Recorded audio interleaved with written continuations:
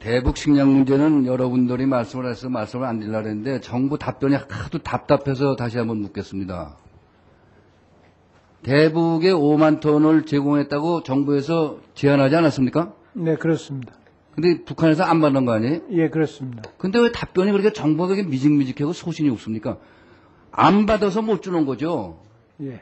꼭 지금 이 분위기가 우리 정부가 무슨 대북 지원을 안 하는 것처럼 이렇게 얘기가 되고 있는데 그게 아니잖아요. 네, 그렇습니다. 인도적 지원 하겠다는데도 안 받지 않습니까? 네. 그러면은 그럼 어떻게 주는 방법이 있어요? 그걸 좀 그렇게 얘기를 하세요. 대북 지원을 이제 인도적으로 안 하느냐 그러니까 자꾸 의문을 하지 마시고 준다 그러는데 안 받아서 어떡합니까?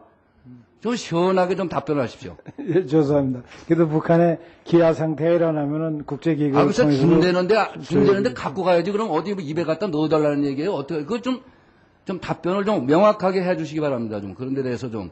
그러니까 자꾸 논쟁만 되지 않습니까? 예? 마치 정부가 무슨 인도적 지원을 안 하는 것처럼 지금 뭐 이상하게 자꾸 비치잖아요. 그걸 좀 확실하게 해주십시오. 네, 잘하겠습니다. 무국적 고려인 문제에 대해서 좀 묻겠습니다. 지금 우리 재동포가 한 700만 명에 달하는데, 많은 사람들은 성공해서 사는 사람도 있지만 또 많은 사람들이 힘겹게 해서 사는 사람들이 있고, 특히 일제 압박과 항일 투쟁에 나서서 조국을 떠났던 이 구소련 지역, 러시아를 비롯한 CIA 지역, 여기 50만의 고려인 동포가 있고, 또 이런 사람들이 중앙아시아 지역으로 강제 이주, 소련의 붕괴 이후에 민족 차별, 종교 차별과 같은 수많은 박해와 차별받는 어려움을 겪고 있습니다.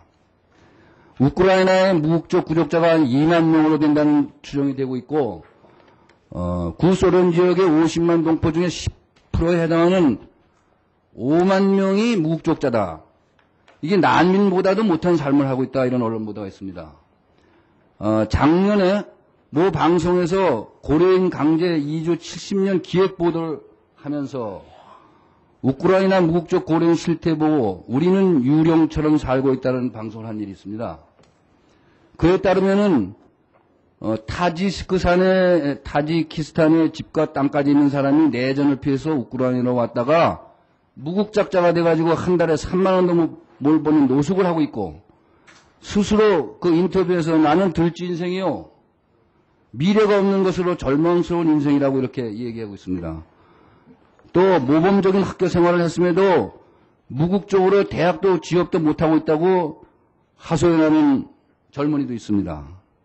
또 자기 어머니가 건강이 악화됐는데도 무국적자가 돼가지고 어머니를 보살피러 가지 못한다고 이렇게 호소하는 사람도 있습니다. 이 고려인 문제는 우리 다른 우방국의 재동포들과 달라서 우리 냉전 시대의 우리 조국의 참 불행한 산물입니다. 그리고 너무 사각지대에 놓여져 있었습니다. 그동안. 이 러시아를 비롯한 CIA 국가가 이제 수교한 지 18년이 지났고, 우리 국가위상도 이제 이렇게 크게 성장한 현실에서 이에 대해서 우리가 더 이상 예민하고 있는 것은 직무유기라고 생각을 합니다. 장관님께서는 아까 제가 말씀드린 다큐멘터리 프로에 대해서 보도된 사실을 알고 계십니까? 네, 얘기를 들었습니다. 그래서 지금 우크라이나하고 우리 정부 간에 협력해서 무국적 고려인을 다 국적을 취득하도록 도와주고 있고. 네, 알겠습니다. 좀 지원을 늘려갈 예정입니다.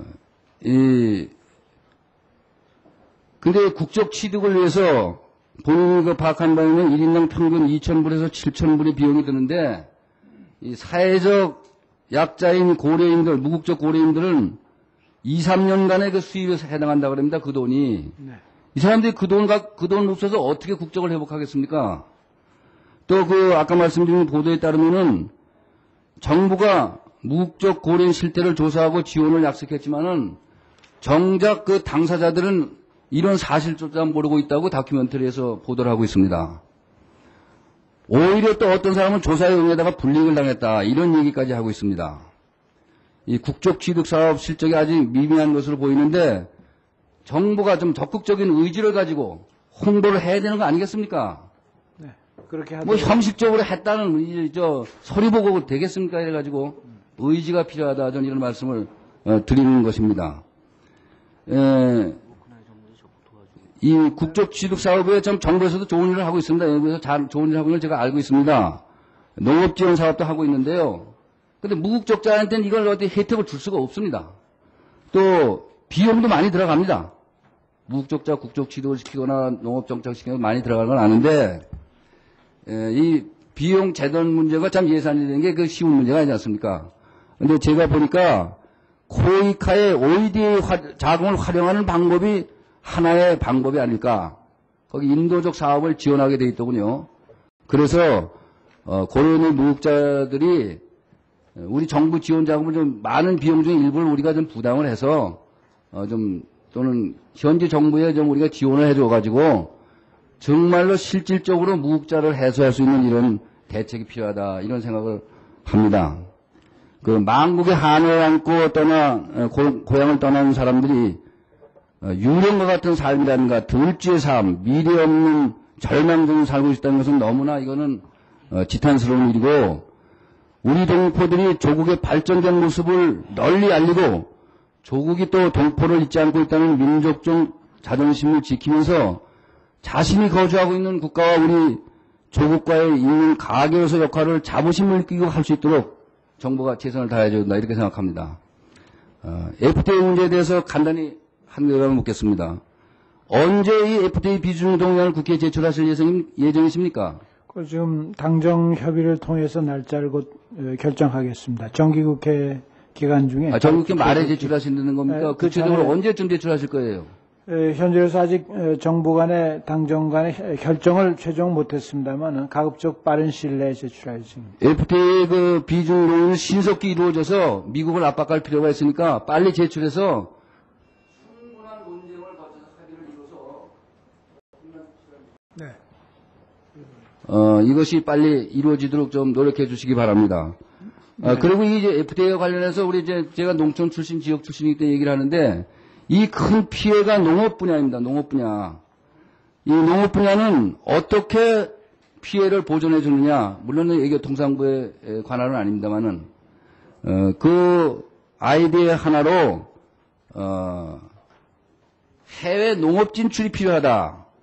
이런 생각을 하고 있습니다. 일본의 예를 보면 아실 겁니다. 해외에 농업 진출을 해가지고 거기에 우리 농민들이 가서 농사할 수 있고 무언가 손해보는 사람을 보완해야 될 이런 대책을 세워야 되는데 물론 A기업의 직접 문제는 아니지만 A기업가 이런 문제에 좀 관여할 수 있는 여건이 됩니까? 네, 그 관계부처 간에 긴밀히 협의를 하고 있고 이미 33조 이상의 계획을 지금 세우고 또 집행이 진행되고 있는 것으로 알고 있습니다. 네, 좀 적극적으로 좀 대처해 주. 예.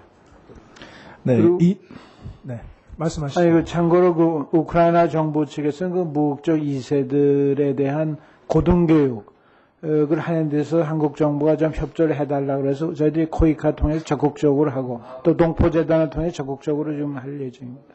예. 네, 이봉관 의원님 수고하셨습니다. 다음은 민주당의 박주선 의원님 질의해 주시기 바랍니다.